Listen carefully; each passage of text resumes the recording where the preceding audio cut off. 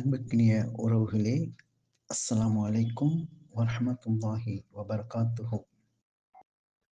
சூரத்துல் ஹுஜராத்தில் இஸ்லாஹ் என்ற விழுமியம் சீர்திருத்தம் அல்லது சமரசம் என்று எமது மொழியில் கூறலாம். இந்த விழுமியத்தை 3 கோணங்களில் நோக்குவது மிகவும் பிரயோசனமிக்கதாக அமையும் என்று நினைக்கின்றேன். உளவியல் பார்வை, சமூகவியல் பார்வை, அதே போன்று நடைமுறை பார்வை. சூரத்துல் ஹுஜராத் சமூக வாழ்வை சீர்படுத்தும் முக்கியமான குர்ஆன் அத்தியாயங்களில் ஒன்று. இந்த சூரா ஒரு நல்ல சமூகத்தை உருவாக்கும் ஒழுக்க விதிகளையும் மனிதர்களுக்கிடையிலான உறவுகளை சரி செய்யும் வழிகளையும் கற்றுத்தருகிறது. இங்கே இஸ்லாஹ், ரிஃபார்ம், ரீகன்சிலியேஷன் என்ற கருத்தை இஸ்லாமிய உளவியல் சமூகவியல் கோணங்களில் புரிந்து கொள்ள முடியும். முதலாவது, குர்ஆனின் பார்வையில் சீர்திருத்தம். அல்லாஹ் கூறுகிறான், மூமின்கள் சகோதரர்களே, ஆகவே உங்கள் இரு சகோதரர்களுக்கிடையே சமரசம் செய்து வையுங்கள். இந்த வசனம் சில முக்கியமான உண்மைகளை காட்டுகிறது. முஸ்லிம்கள் ஒரு குடும்பம் போல இருக்க வேண்டும். முரண்பாடுகள் ஏற்பட்டால் அதை சரி செய்வது ஒரு கடமை. சீர்திருத்தம் என்பது வெறும் பிரச்சனையை நிறுத்துவது மட்டுமல்ல, உறவுகளை மீண்டும் நல்ல நிலைக்கு கொண்டு வருவது அதில் முக்கியமான அம்சமாகும். இந்த சூறாவில் சீர்திருத்தம் பல துறைகளில் பேசப்படுகிறது.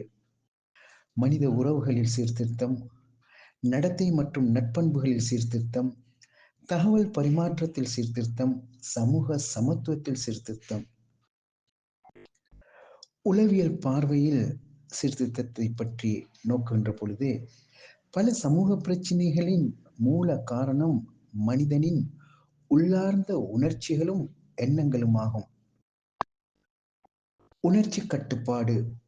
சூரா மனிதனின் சில தீய உணர்ச்சிகளை எச்சரிக்கிறது.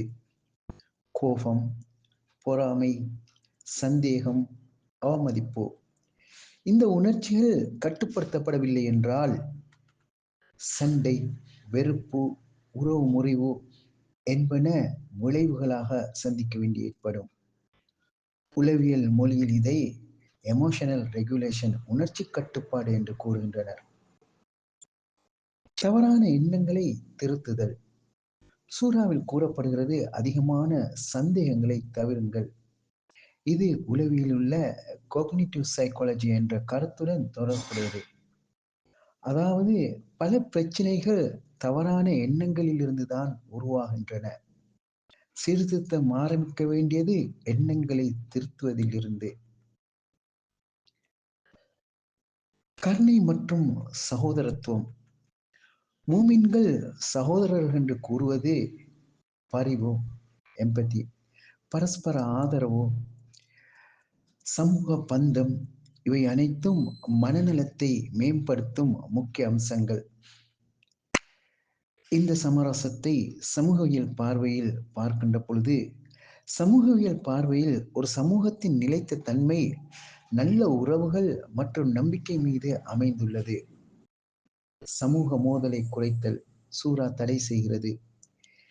சூரா பின்வரும் விடயங்களை தடை செய்கிறது: கேலி செய்தல், அவமானப்படுத்தும் பெயர்கள், புறம் கூறுதல், இவை அனைத்தும் சமூகத்தில் மோதல் மற்றும் விரிசலை உருவாக்கும். தகவல் சரிபார்ப்பு. சூறாவில் கூறப்படுகிறது, ஒரு தவறான மனிதன் செய்தி கொண்டு வந்தால் அதை சரி செய்யுங்கள். இது சமூகவியலில் சோசியல் ட்ரஸ்ட் அண்ட் வெரிஃபிகேஷன் என்ற முக்கிய கொள்கையை நினைவுபடுத்துகிறது. அதாவது உறுதி செய்யாமல் செய்திகளை பரப்புவது சமூகத்தில் குழப்பத்தை உருவாக்கும். சமத்துவம். சூறாவின் இறுதியில் அல்லாஹ் கூறுகிறான், உங்களில் அல்லாஹ்விடம் மிகவும் மதிப்புடையவர் அதிக தக்வா உடையவர். இதன் பொருள் இனம், மொழி, செல்வம், சமூக நிலை எதுவும் மனிதனை உயர்த்தாது. உண்மையான உயர்வு நட்பண்பும் இறைபக்தியும். முடிவாக, சூரத்துல் ஹுஜராத் ஒரு முழுமையான சமூக சீர்திருத்த வழிகாட்டியாகும். இந்த 3 நிலைகளில் இது 3 நிலைகளில் மனிதனை மாற்றுகிறது.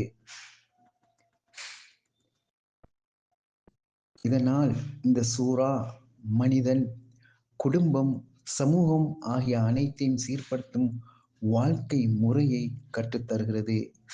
அவற்றை எமது வாழ்க்கையில் பின்பற்றுவதன் மூலம் தனி மனிதனுக்கு மத்தியில், குடும்ப உறவுகளுக்கு மத்தியில், சமூக உறவுகளுக்கு மத்தியில் ஒரு மேம்பாட்டை நாங்கள் காண முடியும். அதை இந்த ரமலானில் காண வல்ல நாயன் எங்கள் அனைவருக்கும் அருள் பாலிக்க வேண்டும் என்று கேட்டு விடைபெறுகிறேன். வாஹிர் தஅவானா அல்ஹம்துலில்லாஹி ரப்பில் ஆலமீன். அஸ்ஸலாமு அலைக்கும் வரஹ்மத்துல்லாஹி வபரகாத்துஹு.